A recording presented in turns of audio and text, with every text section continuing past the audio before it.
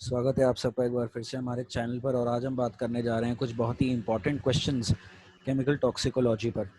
तो क्वेश्चंस को समझेंगे, साथ में बहुत ही ब्रीफली उनके एक्सप्लेनेशन को समझेंगे, जिससे बहुत से और भी टॉपिक्स आपको समझ में आएंगे।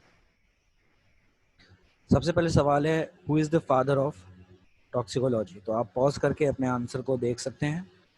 तो आंसर है सही, सी, पैरासिलस। तो पैरासिलस जो आंसर है, इसमें एक एम्बिग्यूटी है। देखिए, इसे अगर ऑक्सफोर्ड एकेडमिक्स की बात करें तो ये अपने टॉक्सिकोलॉजिकल साइंसेज में पूरा एक बाकायदा पेपर प्रिंट करके बता रहे हैं कि जो पैरासेल्सस है, he is the Herald of modern toxicology. मतलब ये बता रहे हैं कि यही है गॉडफादर ऑफ मॉडर्न कीमोथेरेपी भी। तो ज़्यादातर आंसर यही एक्सेप्टेबल है, लेकिन जो एक और भ्रम की स्थिति बनाता है वो मैं आपको अभी बता दे रहा हूँ। वो है, जैसे आप यहाँ देखिए, शॉर्ट स्केल क्या कह रहा है, ये बता रहे हैं फादर ऑफ टॉक्सिकोलॉजी कौन है, मैथ्यू और फिला। तो ये थोड़ी सी प्रॉब्लम है। तो अगर ये ऑप्शन आपको मिले और मान लीजिए आपको पीछे वाला जो पार्सेल्सिस है वो नहीं दिया हुआ है, तो आप इसको टिक करेंगे। वैसे एक्सेप्टेबल कौन सा है, पार्सेल्सिस है। ये जो ऑर्फिला है ये थोड़ा सा आउटडेटेड हो गया है। नेक्स्ट क्वेश्चन की बात करें तो ये मैच द कॉलम है और आप इसे पॉज करके देख सकते हैं। तो चलिए हम आंसर पे आते हैं। तो सबसे सिंपल जो है, हम सबसे सिंपल करना सीखते हैं। देखिए, मिनी माता बहुत ही फेमस है, ये तो 90% बच्चों को पता होता है। और मिनी माता किसकी वजह से होता है, मरकरी। अभी हम डिटेल में इस पे बात करेंगे। दूसरी बात क्या है कि यहाँ पर और हम क्या देख सकते हैं, तो देखिए जो पैन है, जो हमारा पैन है वो करता है हाइपोक्सीमिया। क्या है हाइपोक्सीमिया, अभी हम देख रहे हैं। और उसके बाद जो आर्सेनिक है वो डाइजेस्टिव सिस्टम, और लेड जो है वो रीनल डिसऑर्डर के लिए है। तो ये था सही मैच द कॉलम। अब इसके एक्सप्लेनेशन को देखते हैं। चलिए, हाइपोक्सीमिया है क्या, जब ऑक्सीजन लेवल बहुत ही लो हो जाए ब्लड में। इस समय आप देख रहे हैं कोरोना में ऑक्सीजन लेवल बहुत लो हो जा रहा है, तो हाइपोक्सीमिया की एक कंडीशन पहुंच जाती है। जो बहुत ऊपर क्लाइंबिंग करते हैं बड़े बड़े पहाड़ पर, उनको पर भी ये प्रॉब्लम हो जाती है। तो हाइपोक्सीमिया के लिए अभी आपने देखा था क्या ऑप्शन है, फिर से देखते हैं एक बार। देखिए, मैंने आपको बताया पैन जो है वो हाइपोक्सीमिया के लिए है, आर्सेनिक है डाइजेस्टिव, लेड है रीनल, और मरकरी है मिनी माता। तो आपको ध्यान रखना है, मैंने हाइपोक्सीमिया के लिए क्या बताया है, पैन। अब आते हैं दूसरी चीज पर। तो रीनल का मतलब होता है किडनी रिलेटेड डिजीजेस, ध्यान रखिएगा, रीनल का मतलब किडनी। तो लेड जो है वो किडनी की सारी धज्जियां उड़ा देता है। हाई ब्लड प्रेशर भी हो जाता है, यूरिन में आपके प्रोटीन ज़्यादा होगा। गाउट, गाउट क्या होता है, एक इन्फ्लेमेशन डिजीज होता है। जैसे आपने अर्थराइटिस सुना है, अर्थराइटिस का एक एडवांस रूप है। इसमें स्वेलिंग हो जाती है, इन्फ्लेमेशन हो जाता है। तो मिनी माता के बारे में मैंने आपको बताया ही, मिनी माता मरकरी। तो कौन सी मरकरी थी, ऑर्गेनिक मरकरी थी। और देखिए, इसे किस्सो मिनी माता क्यों कहते हैं।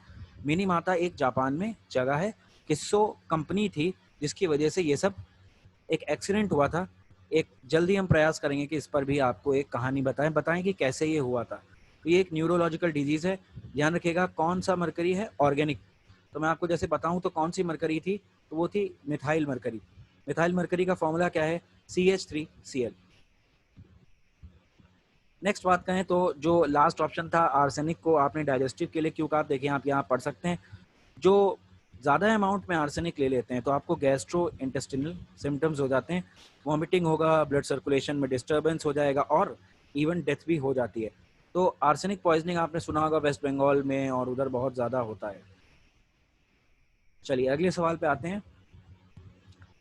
Which of the following is a systematic pesticide. सबसे पहले सिस्टमैटिक पेस्टिसाइड पता होना चाहिए, उसके बाद पता हो कि ये BHC, DDT, श्रेडेन एंड डेल्ड्रिन ये हैं क्या। तो मैं आपको इनका आंसर बता देता हूँ। तो सिस्टमैटिक पेस्टिसाइड एक ही है इसमें, वो है श्रेडेन। तो देखते हैं कि बाकी लोग कौन हैं और ये क्यों है। सबसे पहले सिस्टमैटिक पेस्टिसाइड है क्या, तो देखिए सिस्टमैटिक पेस्टिसाइड वो केमिकल्स होते हैं जो प्लांट अगर उन्हें एब्जॉर्ब कर ले तो वो उन्हें अपने टिश्यू तक पहुंचा देता है। मतलब वो टिश्यू तक पहुंच जाते हैं, और अगर उन्हें कोई भी इनटेक करे, देखिए एक इंसेक्ट ने खाया तो उसकी मौत हो गई, तो सोचिए इंसान खाएंगे तो क्या होगा, बहुत ही ज़्यादा हार्म होगा हमारी बॉडी को। अब मैंने आंसर बताया था आपको श्रेडान। तो BHC क्या है, इसका पूरा नाम है बेंजीन हेक्साक्लोराइड। ये एक एग्रीकल्चरल इंसेक्टिसाइड है। और फार्मास्यूटिकल ट्रीटमेंट मतलब जैसे आपने सुना होगा लीज क्या होता है, तो छोटे छोटे कीड़े हो जाते हैं प्लांट में, उनको भी मारने के लिए ये BHC इस्तेमाल होता है। और इससे रिलेटेड एक बहुत ही ज़्यादा आने वाला क्वेश्चन है कि लिंडेन और गमक्सिन क्या है। तो देखिए BHC का ही केमिस्ट्री में हम कहते हैं आइसोमर है एक, यानी अगर BHC के फॉर्मूले में छोटा सा चेंज कर दें तो वो लिंडेन या गमक्सिन बन जाएगा। तो इसीलिए लिखा है वहाँ पर गामा BHC। और ये BHC या लिंडेन या गमक्सिन तीनों लोग सिस्टमैटिक पेस्टिसाइड नहीं है।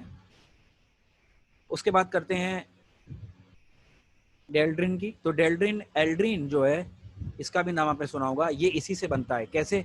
एल्ड्रिन में ही रिएक्शन करके डेल्ड्रिन को बनाया जाता है। और एल्ड्रिन जो है वो इंसेक्ट्स के लिए टॉक्सिक नहीं है। इंसेक्ट के लिए टॉक्सिक नहीं है मतलब इंसेक्ट नहीं मरेंगे, इसका मतलब ये सिस्टमैटिक नहीं है।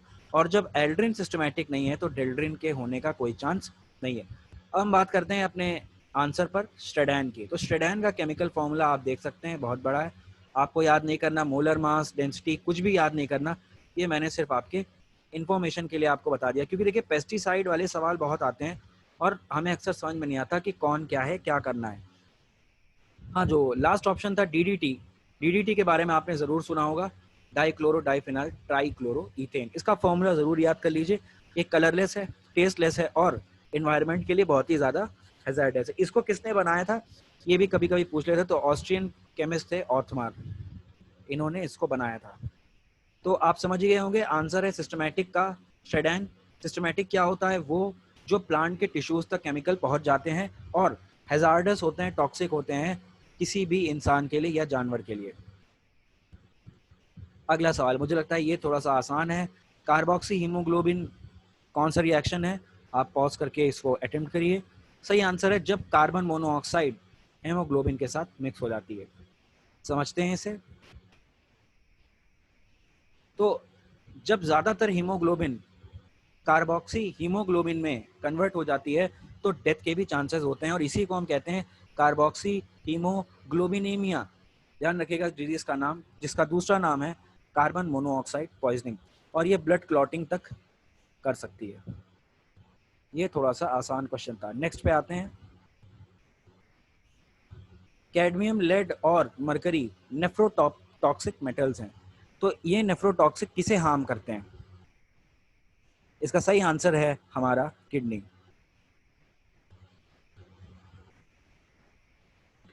नेफ्रोटॉक्सिसिटी क्या होता है? नेफ्रोटॉक्सिसिटी का मतलब जब किडनी में टॉक्सिसिटी हो जाए, सिंपल है। अगर आपको ये याद रहता तो आप कर लेते। उसके अलावा आप देख सकते हैं, हमने डायरेक्ट आपको ऑथेंटिकेट जगह से देखा है। एल्सेवियर बहुत ही फेमस पब्लिशर है, तो ये अपने इन्वायरमेंट इंटरनेशनल वॉल्यूम में बता रहे हैं नेफ्रोटॉक्सिक मेटल कौन से हैं। कैडमियम, लेड, मरकरी और आर्सेनिक, इन चारों का नाम आप याद रखिएगा। तो ये थे आज के कुछ सवाल, बहुत ही इंपॉर्टेंट। अगली बार हम कुछ और इंपॉर्टेंट सीरीज के साथ आएंगे। Thank you and have a nice